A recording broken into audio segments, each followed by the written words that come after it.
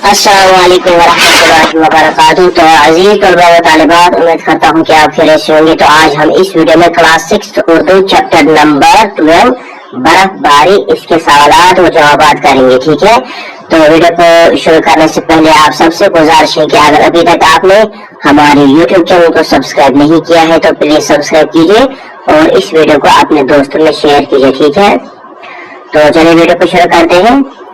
इस सबक का जो पहला सवाल है वो है, इस नज़म का लिखने वाला कौन है। ठीक है, तो इसका जवाब हम नीचे लिखा है, आप यहाँ पर देखिए। तो पहले सवाल का जवाब है इस नज़म को लिखने वाला रसा जावेदानी है। ठीक है, यहाँ पर लिखना वाला, क्योंकि आपके सवाल में भी वाला आया है, यहाँ पर भी लिखना वाला। ठीक है, इस तरह से दूसरा है यहाँ पर, बर्फबारी से क्या होता है। तो इसका जवाब है, बर्फबारी से कोह बियाबान, हमवार मैदान, गुलिस्तान और परिस्तान गरज, हर शाय बर्फ से ढक जाती है और पूरी जमीन एक ही रंग में रंग जाती है। ठीक है, इस तरह से आप तीसरा सवाल है यहाँ पर। तो इसका तीसरा सवाल जो है वो है, बर्फबारी में लोग घर से क्यों नहीं निकलते। तो इसका जवाब है, बर्फबारी में लोग घरों से सर्दी के डर से नहीं निकलते। ठीक है, इसी तरह से अब चौथा सवाल है, बर्फबारी में मजदूर की हालत क्या हो जाती है। ठीक है, तो इसका जवाब है, बर्फबारी में मजदूर काम करने और कमाई में मिलने की वजह से बेबस हो जाता है। ठीक है, इस तरह से आप पांचवा सवाल है यहाँ पर, कमसम लड़के बर्फबारी में क्या करते हैं। तो इसका जवाब है, कमसम लड़के बर्फबारी में सुबह सवेरे उठकर बर्फबारी में लड़ते झगड़ते और खेलते हैं और एक दूसरे पर बर्फ के गोले फेंकते हैं। ठीक है, तो यहाँ पर पहले के 5 सवालों के जवाब मुकम्मल हुए। अब आगे बढ़ते हैं। अब यहाँ पर सवाल नंबर तीसरा, अपने जुमलों में इस्तेमाल कीजिए। ठीक है, यहाँ पर कुछ अल्फाज दिए गए हैं, इनके जुमले बनाने हैं। इनके जुमले हमने बनाए हैं, आप यहाँ पर देखिए। तो यहाँ से हमने अल्फाज लिखे हैं जो आपकी किताब पर दिए गए हैं और यहाँ से इनके जुमले बनाए हैं। ठीक है, जैसे कि पहला जो लफ्ज है आपकी किताब पर वो है बर्फबारी। तो इसका जुमला है, बर्फबारी में लोग घरों से सर्दी के डर से नहीं निकलते। ठीक है, इस तरह से दूसरा जो लफ्ज है शम्स व कमर, जो है इसका जुमला जो है वो है, शम्स व कमर में अल्लाह का नूर है। ठीक है, इस तरह से बेबस, इसका जुमला है, बर्फबारी में मजदूर बेबस हो जाते हैं। ठीक है, इस तरह से आगे बढ़ेंगे। अब है कमसन, इसका जुमला है, कमसन बच्चे फूलों के मानंद होते हैं। इस तरह से जादू बियानी, शायर की जादू बियानी में काफी असर है। ठीक है, इस तरह से आगे बढ़ेंगे। अब है शीरीन बयां, तो इसका जुमला है, उनका शीरीन बयां अंदाज लोगों में बहुत मकबूल है। ठीक है, इस तरह से आगे बढ़ेंगे। अब है यहाँ पर रवानी, तो इसका जो जुमला है वो है, दरियाओं की रवानी में अल्लाह का जलवा है। ठीक है, इस तरह से आखिरी जो लफ्ज है वो है थामना। तो इसका जुमला जो है वो है, बर्फबारी थमने का नाम नहीं ले रही है। ठीक है, तो यहाँ पर ये जुमले मुकम्मल हुए। अब आगे बढ़ते हैं। अब है यहाँ पर सवाल नंबर चौथा, बर्फबारी पर चंद जुमले लिखे। ठीक है, तो बर्फबारी पर हमें कुछ जुमले लिखने हैं, तो हमें लिखे, आप यहाँ पर देखिए।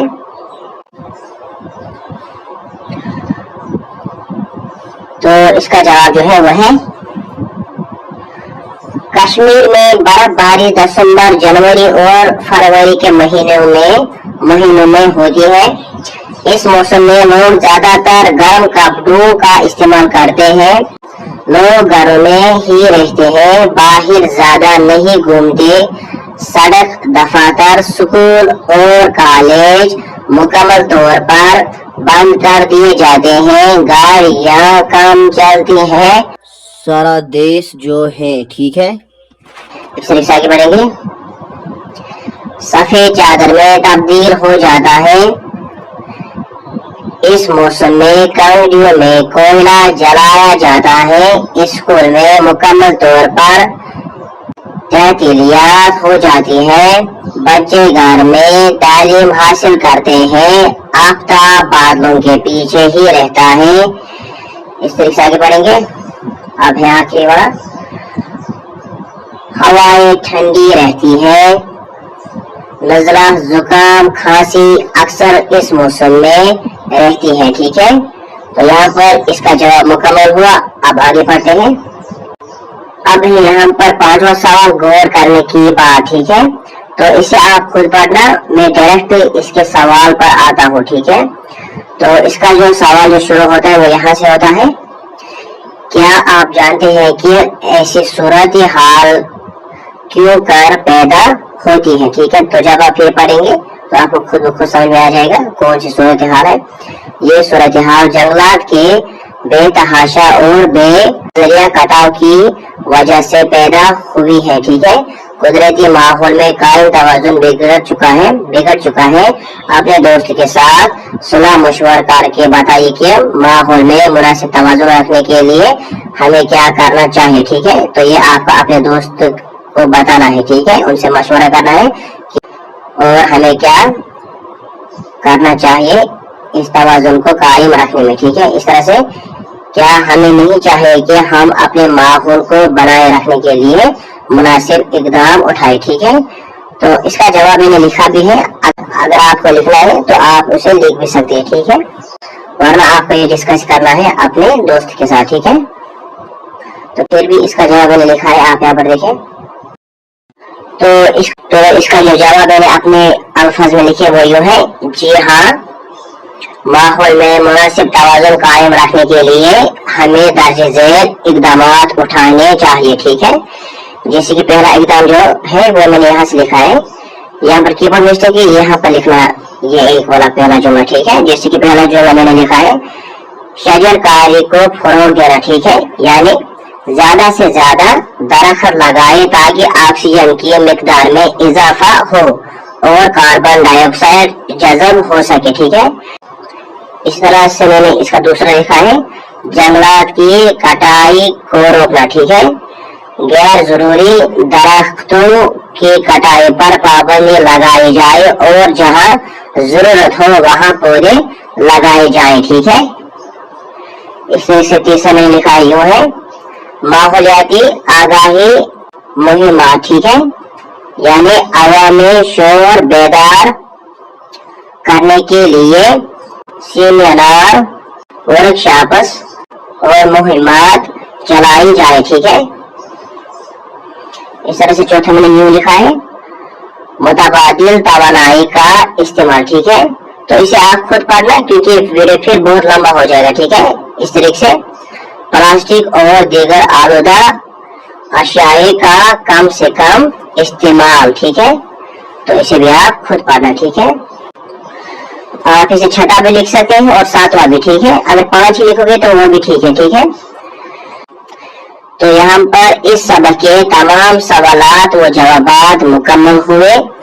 امید کرتا ہوں کہ آپ کو یہ ویڈیو پسند آیا ہوگا. اگر آپ کو یہ ویڈیو پسند آیا ہے تو اس ویڈیو کو لائک کیجئے اور اپنے دوستوں میں شیئر کیجئے. ٹھیک ہے، اور اگر آپ کلاس 6 اردو کسی بھی چیپٹر کے سوالات و جوابات دیکھنے چاہتے ہیں تو ڈسکرپشن باکس میں ہم نے لنک ڈالی ہے، وہاں سے آپ دیکھ سکتے ہیں. ٹھیک ہے، تو ملتے ہیں اگلی ویڈیو میں. تب تک کے لیے خدا حافظ. السلام علیکم ورحمۃ اللہ وبرکاتہ.